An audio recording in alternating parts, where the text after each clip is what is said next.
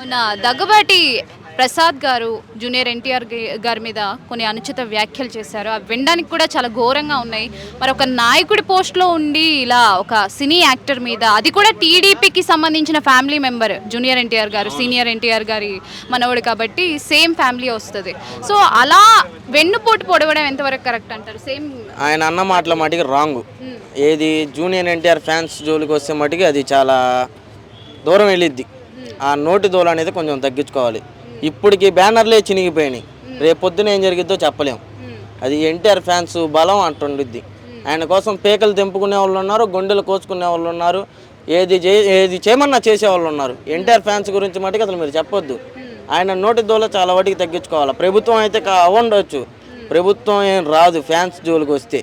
అది ఫ్యాన్స్ ఉన్నారు కాబట్టి మీ ప్రభుత్వం ఉంది. ఆడ ఫ్యాన్స్ అందరూ ఓట్లు వేస్తేనే ఇప్పుడు ప్రభుత్వం గెలిచి ఇక్కడ ఉంది. ఎన్టీఆర్ ఫ్యాన్స్ జోలికి వస్తే మటుకే రేపు పొద్దున ఏది జరిగిద్దో మేము అసలు చెప్పలేము. ఏదైనా జరగచ్చు. కొంతమంది ఏమంటున్నారంటే ఈయన పబ్లిసిటీ కోసమే అలా చేసుకున్నారు అండ్ లోకేష్ దగ్గర శబాష్ అనిపించుకోవడానికే ఇలాంటివన్నీ చేశారని చెప్పేసి అంటారు. లోకేష్ గారు ఏం చెబుతారా ఎన్టీఆర్ గారిని ఇట్లా తిట్టమని? లోకేష్ గారు చెప్పరు. ఈయన కావాలనే చేశాడు. కావాలని పబ్లిసిటీ చేయాలంటే దేనికి పబ్లిసిటీ చేయాలని ఆయన డైరెక్ట్గా వెళ్ళి తిట్టచ్చు. కాను ఏంది ప్రెస్ మీట్లో తిట్టేది ఏంది? నేను అందుకే కానీ బ్యానర్లు, ఫ్లెక్సీలు మొత్తం నీ ఊర్లో నువ్వు చూసావా? నీ ఉన్న ఫ్లెక్సీలు మొత్తం చించేశారు ఎన్టీఆర్ ఫ్యాన్స్.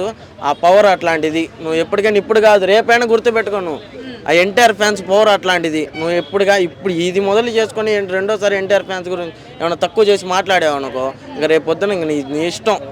ఒకటే మాటలో మరి పార్టీ వాళ్ళు ఎలాంటి చర్యలు తీసుకోవాలి ఆయన మీద? అంటే కొంతమంది ఎన్టీఆర్ ఫ్యాన్స్ ఏమంటున్నారంటే ఆయన బహిరంగ క్షమాపణ చెప్పాలంటూ కూడా కోరుతున్నారు. మరి ఎలాంటి చర్యలు తీసుకుంటే బాగుంటుంది? ఒక ప్రెస్ మీట్ పెట్టి లేకపోతే డైరెక్ట్గా ఆయన వెళ్ళి ఎన్టీఆర్ గారిని క్షమాపణ అడగాలని ఫ్యాన్స్ కోరుకుంటున్నాం. ఏదైనా లేకపోతే ఆయన video call, audio call, live call ఏదండి ఒక ప్రెస్ మీట్ పెట్టి ఎన్టీఆర్ ఫ్యాన్స్ అందరూ ముందు ఆయన క్షమాపణ చెప్పాలని ఎన్టీఆర్ ఫ్యాన్స్ కోరుకుంటున్నాం. అది మాది చిలకలూరుపేట నియోజకవర్గం ఎన్టీఆర్ ఫ్యాన్స్ అసోసియేషన్ షేక్ జాకీర్ వాళ్ళ తరపున మేము అందరం ఆయన అడుగుతున్నాం.